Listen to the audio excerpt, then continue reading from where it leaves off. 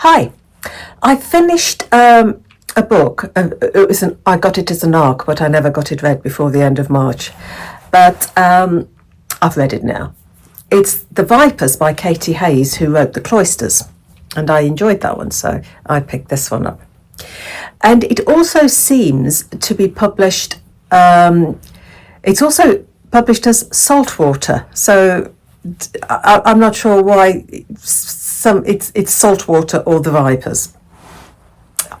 I don't know. I don't know the ins and outs of all the publishing things. But anyway, it's either Saltwater or The Vipers. It's set on Capri, on the island of Capri, a place I've never yet visited. I'd love to go there. And it's a mystery with reveals that I wasn't expecting. It did seem to drag a little bit in places for me, but it was overall it was okay. I did like the twists, and as regards as regards the tension, I think the tension could have been a little bit tighter. Does that make sense? But yeah, it had lovely twists that I didn't expect, and it was a good read. So what's it about? In 1982, when Helen Lingate was 3, her mother Sarah died. The death was ruled. She died on the Isle of Capri while the family were there. And the death was ruled as accidental, even though her body was found at the bottom of the cliff. The police just decided she just fell off the cliff accidentally, as you do. And to prove everybody wrong, almost, the Lingates, every year, they go back to Capri. They've been doing it for years. They go to Capri every year, same sort of time every year. And so they're still doing it even after Sarah has died. So moving on 30 years, Helen, she's now about 33, and the family are there again. You've got Helen and her boyfriend Freddie, her father Richard, and her uncle Marcus and his wife Naomi. And you've also got Marcus's assistant Lorna. So they're all there on Capri for the sort of annual break.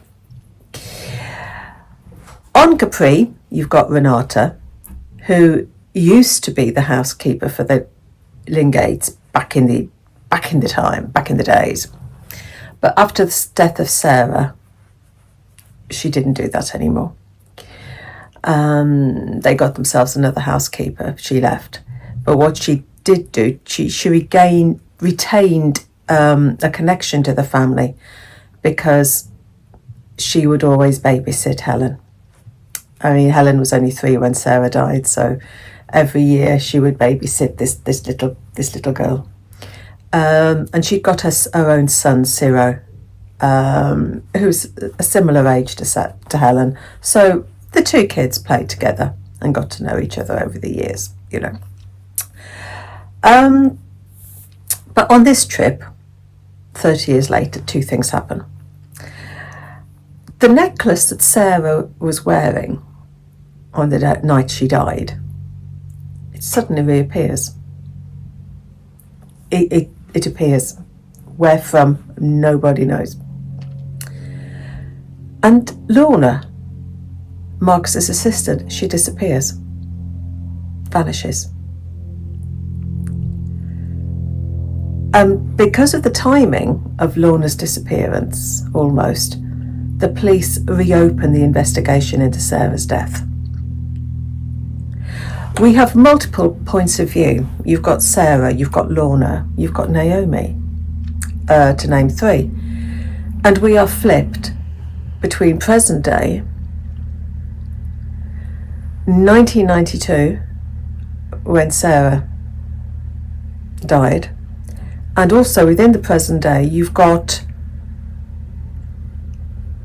a sort of timeline leading up to Lorna's disappearance. So you've got present day, a few hours back, and 1992. Does that make sense?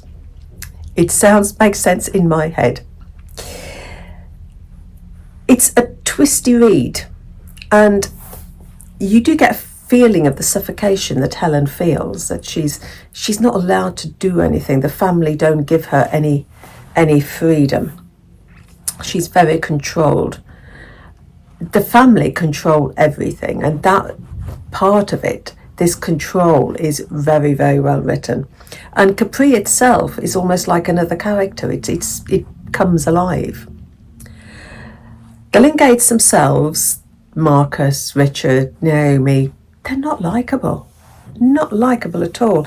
These are rich people using their wealth to get their own way all of the time. But I like the twists. I did like the twists that I didn't see coming. I never saw the twists at all. So, an enjoyable read. It's only been out a fortnight or so. The Vipers by Katy Hays, or it could be Saltwater by Katy Hays, depending on whereabouts you are when you pick the book up. So happy reading. Take care.